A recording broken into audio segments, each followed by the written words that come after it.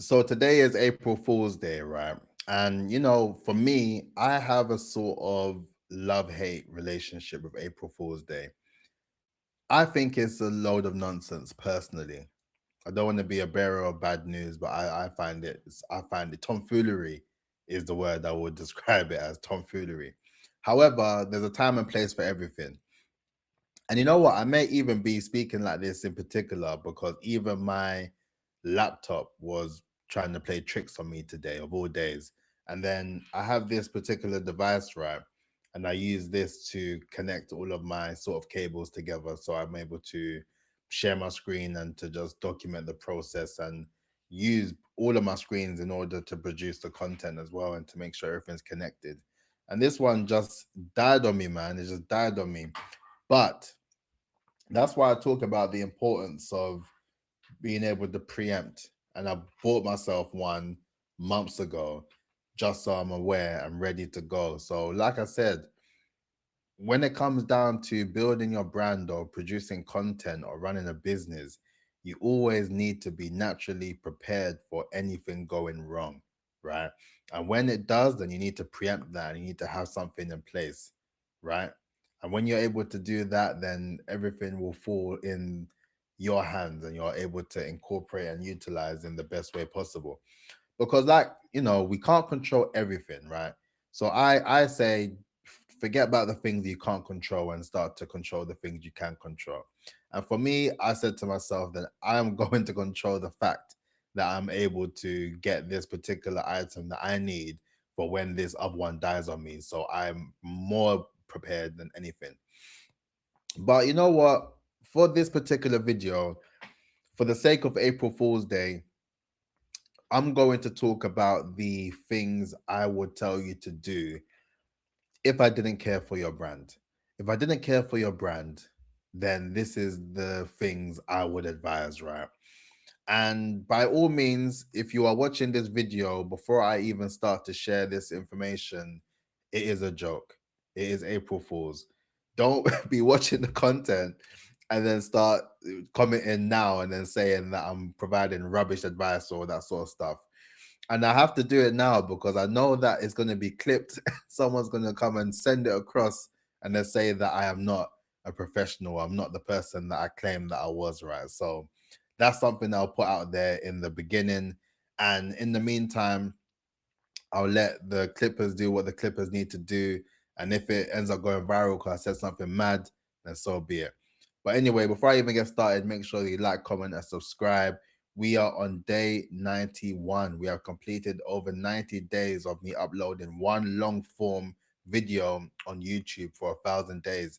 And it feels good. I feel blessed. I feel inspired. And you know what? It's interesting when it comes down to this content because it's not every day that I feel like this. Some days it's a slog. I just can't be bothered, can't be asked. But I feel good today, man. I feel good today. It's the first day of the month, right? We're in Q2.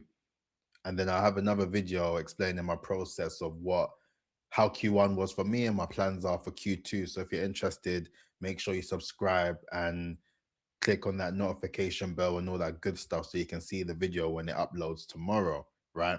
So where should we begin?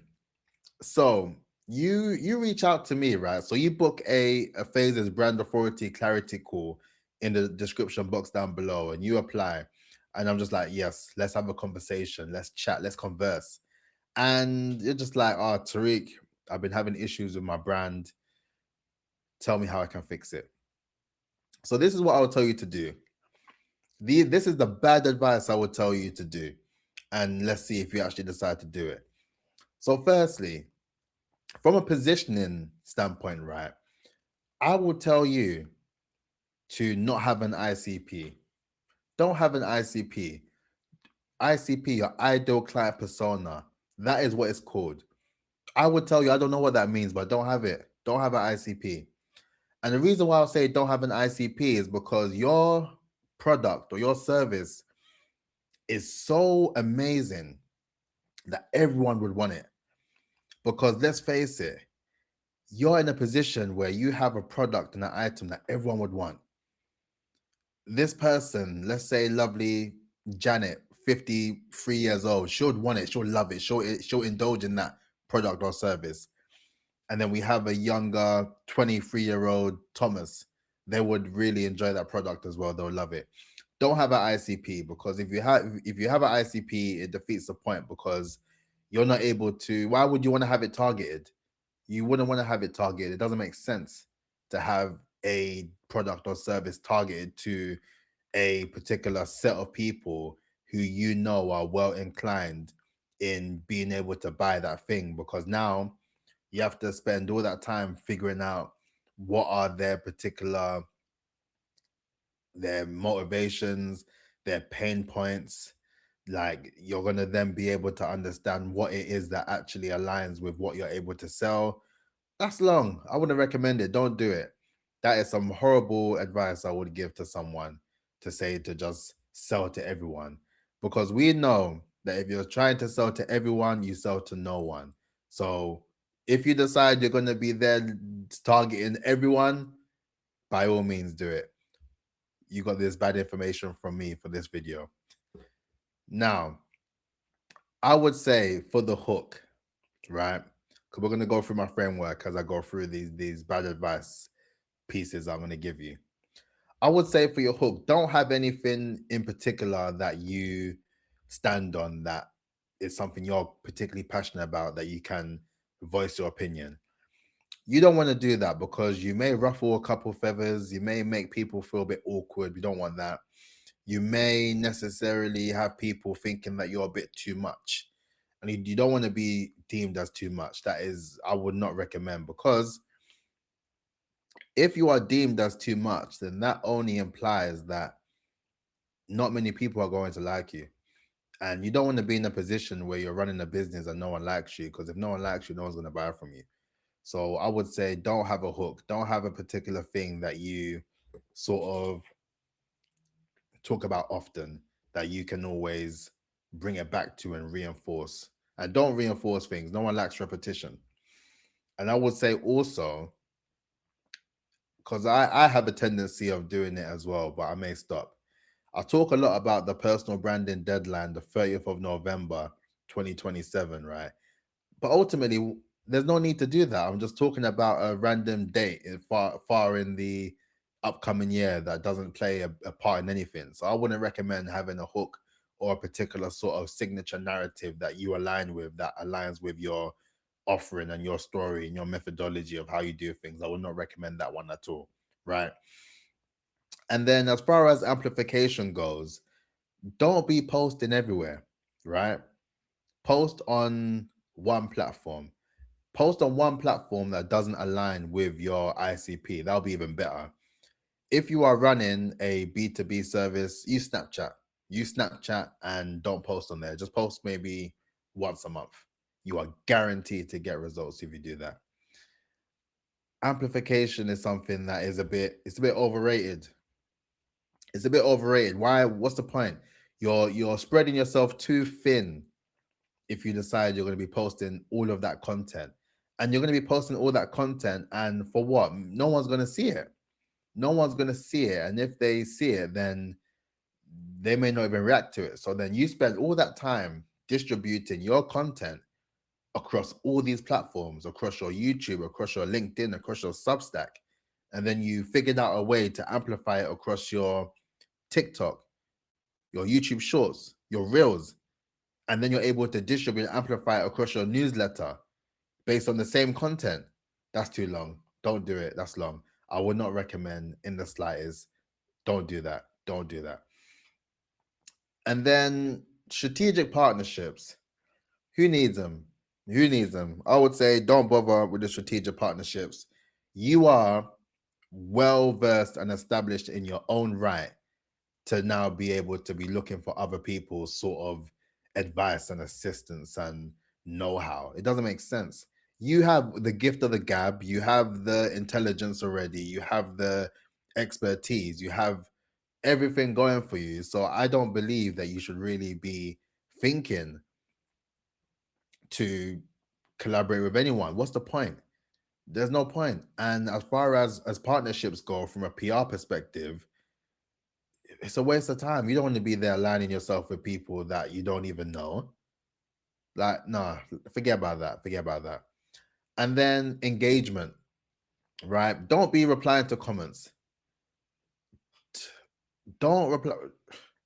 Why would you do that? You're replying to comments. People are not there to be replied back to. They're there to be perceived as someone. You need to be idolized, right? You want to be idolized. So it's in your best interest for when people you post, like I said, you post on Snapchat. If you decide you want to post on LinkedIn, you could do, but I would only advise maybe once every 2 months.